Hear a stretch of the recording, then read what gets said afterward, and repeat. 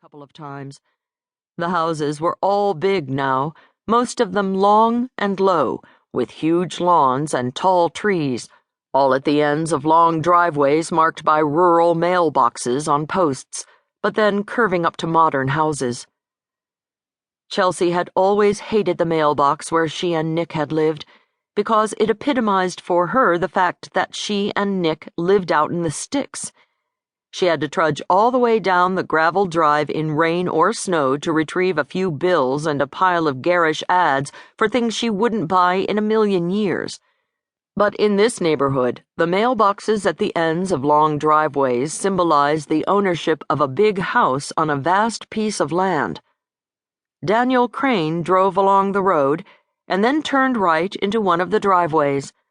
The surface looked like cobblestones, but she knew that the stones must be some modern imitation, partly because every stone was identical and perfectly level.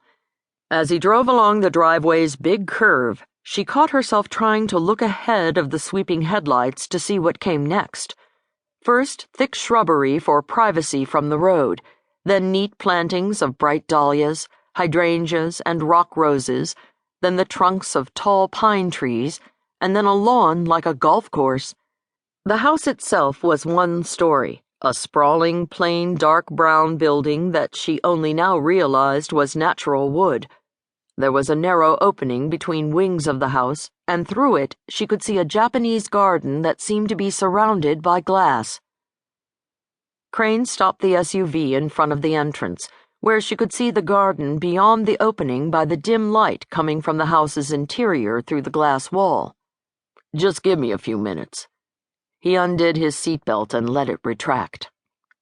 "Beautiful house," Chelsea said. He turned to look at her. "Want to take a look inside?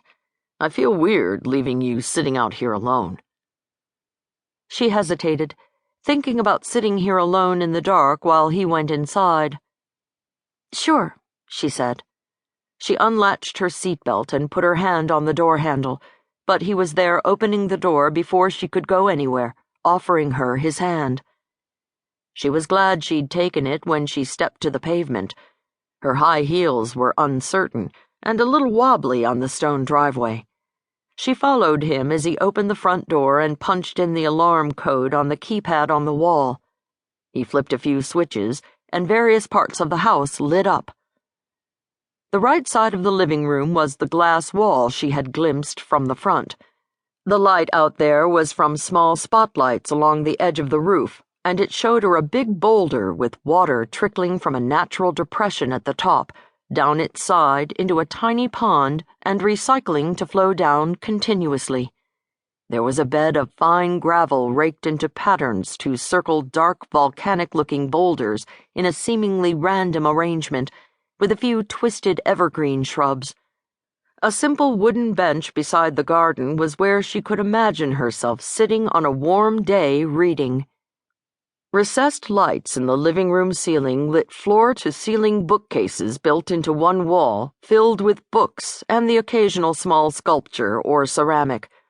Others threw softer beams of light on a semicircular arc of couches arranged as a conversation area around a low round table. But Crane was already across the room and disappearing under an arch into a wide gallery. "Make yourself at home," he called over his shoulder.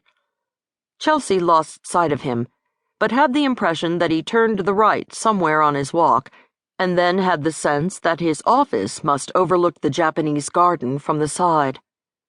She walked across the living room, looked through a matching arch that seemed to end in the kitchen, where she could see gleaming stainless steel, and a couple of unlit rooms that opened on either side of that gallery. Chelsea stood still and stared at everything, shocked. The house looked like it belonged to a celebrity who had incredibly sophisticated